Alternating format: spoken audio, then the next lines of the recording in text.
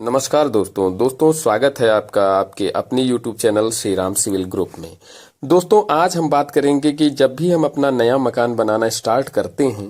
तो उसको सबसे पहले हमें कौन कौन सी बात याद रखनी चाहिए, कैसे हम अपना घर बनवाएं, उस प्लाट की खुदाई कैसे कराएं, ड्राइंग कहाँ से बनवाएं, कितना गड्ढा गहरा खोदना चाहिए अगर हम 2 से 3 मंजिल 4 मंजिल का मकान बना रहे हैं, कितने बाई कितने का खोदना चाहिए, कौन कौन सी ऐसी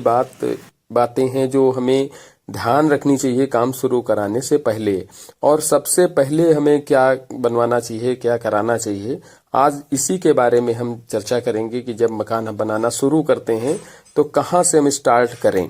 तो दोस्तों अगर वीडियो पहली बार देख रहे हैं तो वीडियो को लाइक कर दें और चैनल को सब्सक्राइब कर दें ताकि कंस्ट्रक्शन से रिलेटेड सारी महत्वपूर्ण जानकारियां आपको मिल सकें। दोस्तों सबसे पहले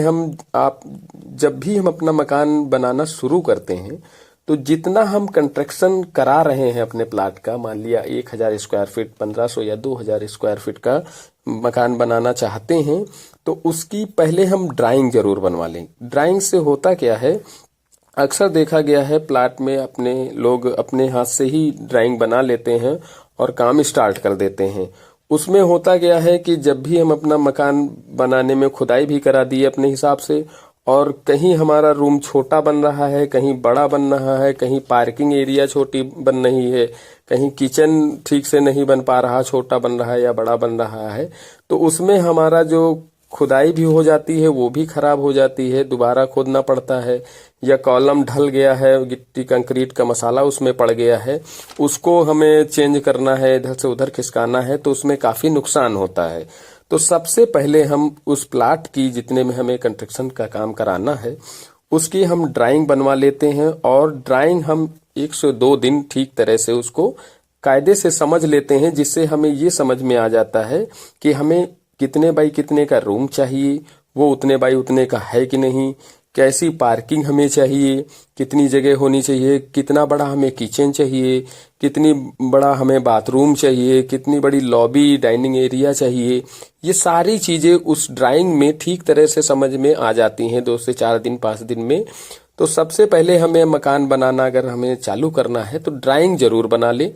ड्राइंग एक सफल इंजीनियर या आर्किटेक्ट से ही बनवाएं, खुद से ना बनाएं, क्योंकि काफी प्रॉब्लम्स हो जाती हैं जिसमें काफी नुकसान भी होता है मटेरियल का और लेबर का। तो जब हम ड्राइंग बनवा लेते हैं और उसको 1-2 दिन ठीक तरह से रीड कर लेते हैं, उसके बाद ही हम प्लाट पर जाते हैं। प्लाट को हम ठीक तरह से उसको क्लीनिंग करा लेते हैं और उसके बाद ड्राइंग के अनुसार जो हमने ड्राइंग पसंद की है उसी के अनुसार हम प्लाट पर चूने की मार्किंग कर देते हैं। उसके बाद ही हम उस प्लाट की खुदाई कराते हैं। और खुदाई कराने से भी पहले हमें एक चीज याद रखनी है, अगर हम 3 से 4 मंजिल का मकान बनाने जा रहे हैं तो उसके हिसाब से ही हमें गड्ढे गहरे खुदवाने चाहिए और उसी के हिसाब से चौड़ाई और लंबाई के हिसाब से खुदवाने चाहिए। जैसे आप मान लिया 3 से 4 मंजिल का मकान बना रहे हैं तो गड्ढे का जो साइज है उसकी गहराई 5 फीट गहरा होना चाहिए और 5 बाई 5 लंबाई चौड़ाई भी होनी चाहिए, जिससे हमारा जो घर बनेगा जो 3 से 4 मंजिल वो ठीक तरह से मजबूत रहेगा, अच्छा रहेगा। और उसको कहीं कहीं पे देखा गया है कि 2.5-3 फीट गहरा गड्ढा खोद के उस पे ही जो है फुटिंग का काम हो जाता है और कॉलम खड़ा कर दिया जाता है। तो वो 3 से 4 मंजिल के लिए बिल्कुल गलत है। आप 5 फीट गहरा ही गड्ढा खुदवाएं अगर आप 3 से 4 मंजिल का मकान बना रहे हैं। और ड्राइंग में भी इसका जो है मेंशन दिया रहता है, और उसके जो कॉलम बनते हैं सरिया के उसमें भी कौन कौन सी सरिया लगनी है, क्या साइज कॉलम का है और बीम का है, आगे भी बहुत सी जो है छत वत पड़ती है, उसकी ड्राइंग बन जाती है अगर आप ड्राइंग के अनुसार ही काम करवाते हैं। तो इस तरह से आप अगर काम कराएंगे, उसकी बगैर ड्राइंग के काम ना कराएं, उसमें काफी प्रॉब्लम बाद में आ जाती हैं। तो ये ड्राइंग हो गई, उसके बाद आप उसमें जो है गड्ढे खुदवा लेते हैं और जो ड्राइंग के अनुसार ही आप अगर कॉलम सरिया के बंधवा लेते हैं उसके बाद ही आप कंक्रीटिंग का काम शुरू कराएं। और जो हमारी जो फुटिंग ढलती है वो कम से कम 7 इंची मोटी ढलनी चाहिए,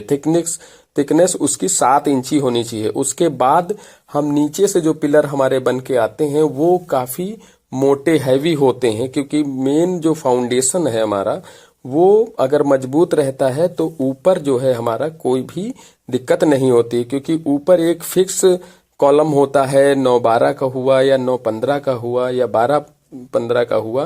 तो वो ऊपर तो फिक्स होता, लेकिन जब हम नीचे फाउंडेशन लेवल पर रहते हैं वहाँ पर हम अगर साइज उसको मोटा करके ढलाई करते हैं, उसकी कंक्रीटिंग करते हैं, तो वो बेस जो हमारा तैयार होता है वो काफ़ी मजबूत होता है। और जब हम प्लाट की कॉलम की और प्लाट की चारों तरफ की जो बाउंड्री या फाउंडेशन की टाई बीम के नीचे जो ब्रिक वर्क होता है हमारा, वो टोटल 9 इंच का होना चाहिए। 4 इंच का तो बिल्कुल ही ना रखें। 9 इंच से होगा क्या कि हमारा जो चारों तरफ की जो बाउंड्री वॉल है, जो फाउंडेशन टाई बीम के नीचे का एरिया है जहां पर मिट्टी की भरान हो जाती है, तो वो मिट्टी की जो प्रेशर होता है, जब मिट्टी सेट होती है पानी डालते हैं तो वो प्रेशर हमारा जो मिट्टी का होता है वो प्लाट, वो जो ब्रिक वर्क है वो फाड़ने नहीं देता। ब्रिक वर्क हमारा ठीक तरह से जमा हुआ रहता है, जिससे मिट्टी बाहर की ओर नहीं खिसकती है, दीवार क्रैक नहीं होती। इस वजह से हम प्लाट के चारों तरफ 9 इंच का ही ब्रिक वर्क करें फाउंडेशन लेवल तक। उसके बाद ही आप प्लिंथ बीम डालें। प्लिंथ बीम भी हमारी जो है 9 इंच बाई 9 इंच से कम नहीं होनी चाहिए, 9 इंच बाई 12 इंच की तो होनी ही चाहिए। उसमें भी सरिया की जो है ड्राइंग के अनुसार ही उसमें भी सरिया का काम कराएं, जिससे हमारा जो फाउंडेशन लेवल है वो अगर मजबूत हो जाता है तो हमारे मकान में कोई भी प्रॉब्लम नहीं आती है, ठीक तरह से हमारा मजबूत मकान बन जाता है। तो अगर आप फाउंडेशन लेवल तक इतना काम करवा लेते हैं तो आप ये मान के चलिए आपका 3 से 4 मंजिल मकान बहुत ही अच्छा और मजबूत बन जाएगा। तो दोस्तों, वीडियो अच्छा लगे तो वीडियो को लाइक कर देना और चैनल को सब्सक्राइब कर देना। धन्यवाद।